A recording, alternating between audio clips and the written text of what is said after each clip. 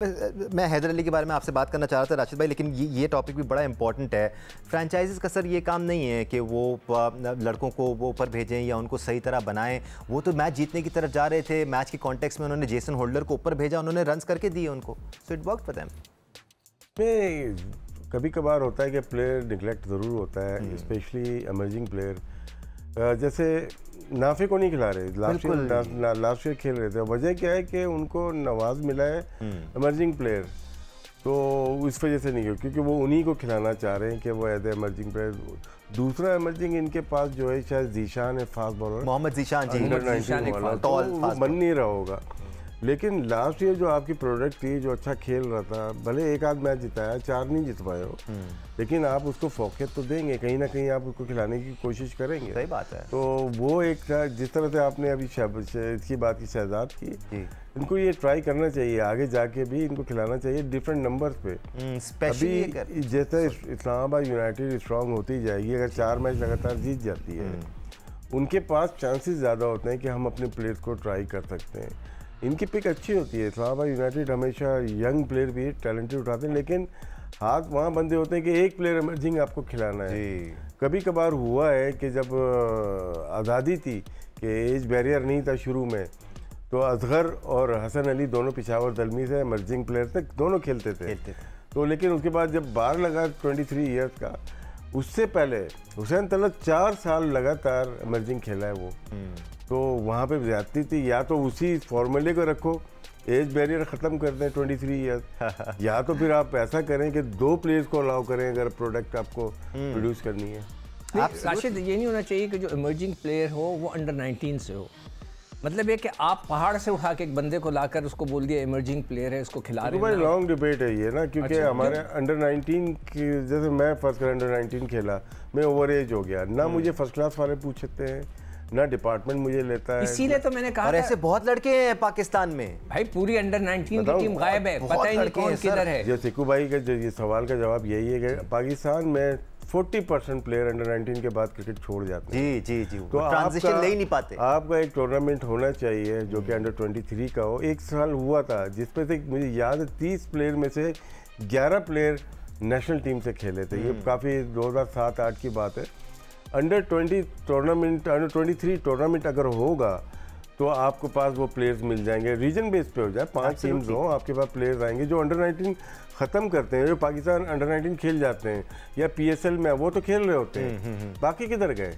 अनवर अली के साथ जिसने स्पेल किया था फाइनल में, वो किधर है? जमशेद था, वो किधर गया? अब जहूर एक बॉलर था, वो किधर चला गया? तो क्या है, उनको मिले ही नहीं, प्लेटफॉर्म ही नहीं मिला। और राशिद, इसीलिए मैंने जो लिख कर देकर आया था, अरे गलत जगह लिख के आ गए आप। देखो भाई, आपकी आवाज में इतनी पावर है, अभी तो कोई सुनता ही नहीं है मेरी बात। लिखने की जरूरत ही नहीं है, बोले यहाँ पे बार बार बोले, कैसे नहीं सुनेंगे? आपकी इतनी अच्छी बातचीत है नकवी साहब के, सुनेंगे का मुकाबला सख्त। राशिद भाई, प्रॉब्लम्स थोड़े थोड़े दोनों ही टीमों के सामने नजर आ रहे हैं। ज्यादा मुश्किल में कौन सी टीम नजर आ रही है आपको, कराची या क्वेटा? प्रेडिक्ट करना बड़ा मुश्किल है कि कौन सी टीम मुश्किल में। डिसीजन टॉस का बहुत अच्छा होता है, वो देखना है कि अभी ट्रेंड चेंज हुआ है कि बाद में बैटिंग करने में अगर ज़्यादा रन करती हैं, चेज नहीं हो रहे उसमें। कराची किंग के पास टॉप ऑर्डर अच्छे हैं, और अगर हम देखते हैं कोयटा, उनके पास भी टॉप ऑर्डर अच्छे हैं। रायली रोसो बहुत डिपेंड करता है कोयटा के लिए, क्योंकि वहाँ पे मेंडिस भी हैं और ये भी हैं, दोनों अच्छे प्लेयर हैं। खास तौर पे ऊपर से यहाँ पे थोड़ा एडवांटेज कोयटा को है, बॉलिंग का बहुत ज़्यादा एडवांटेज आप कह सकते हैं कोयटा के पास है। उनके पास अकील हुसैन भी हैं, उनके साथ वो उस्मान तारिक नहीं होंगे, बाबर है उनके पास, इब्रार है, बाबर बोल रहा हूँ, अब्रार उनके पास मौजूद हैं। तो थोड़ी बहुत स्लाइटली सा एज हासिल है कोयटा ग्लेडिएटर को। एब्सोल्युटली। सिकू भाई, यार मेरे ख्याल से कराची किंग को जो है ना, आमिर जमाल या नबी में से किसी एक को कोशिश करनी चाहिए कि कहीं से इनको अंदर सेट इन करें, इसलिए कि वो अच्छे और आमिर जमाल को कर सकते हैं। अगर फ़ौरन का एक चक्कर है तो उसको कर सकते हैं, देखें तो। इसलिए कि मुझे लगता है कि बीच में आकर शान मसूद, मैं नहीं समझता, आई एम वेरी सॉरी शान, बुरा ना मनाना, आप T20 के प्लेयर लगते नहीं, जिस पोजीशन पे आप खेलते हो वो आप लगते नहीं हो कि आप जो है उधर के लिए फिट इन हो सकते हो। उधर के लिए फिर दूसरा कोई एक लड़का इस तरह का होना चाहिए कि जो थोड़ा सा स्ट्राइकिंग रेट उसका। लेकिन सवाल बनता है यहाँ पे कि जैसे कराची किंग ने बाबर को रिलीज़ किया था, जब उन्होंने रिलीज़ मांग लिया था तो उन्होंने शान को लिया था कि तेज़ खेलने वाला प्लेयर चाहिए। अब शान 4 तेज़ खेलने वाला, तो शान तो एक सीजन के बाद तो नीचे आ गए। नहीं वही तो है, मतलब शर्जील भी इनके पास है, बाबर भी थे, हेल भी थे। कभी कुछ फैसले ऐसे होते हैं कि उनको जस्टिफाई करना और क्लैरिफाई करना मुश्किल हो जाता है ज़रा।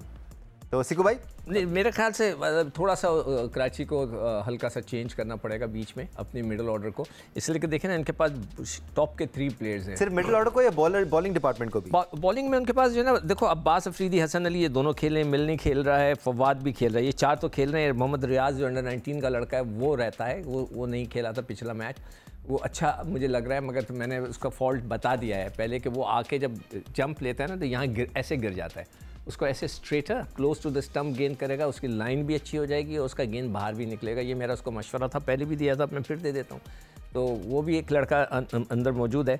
अब मुझे नहीं पता विलियमसन कब आ रहा है, नहीं आ रहा वो शायद, वो नहीं आ रहा बस, तो फिर उसका नाम भी इसमें रिफ्लेक्ट कर रहा है, अगर वो नहीं आ रहा तो I'm amazed he chose to do commentary over actually playing cricket, यानी कि उनका भी अब करियर डायरेक्शन काफ़ी क्लैरिफाई हो गया कि उन्होंने क्रिकेट नहीं खेलनी है और ग्राउंड से बाहर अपनी सर्विसेज देनी है। राइट देन, राशिद लतीफ़ साहब बहुत शुक्रिया आपका, आपने हमें ज्वाइन किया। सिकू भाई बहुत शुक्रिया आपका, आपने भी हमें ज्वाइन किया। राशिद भाई आते रहा करें, स्टूडियो में बैठ के ज़्यादा मज़ा आता है, चाय भी अच्छी मिलती है। राइट, KK और क्वेटा ग्लैडिएटर्स आमने सामने होंगे।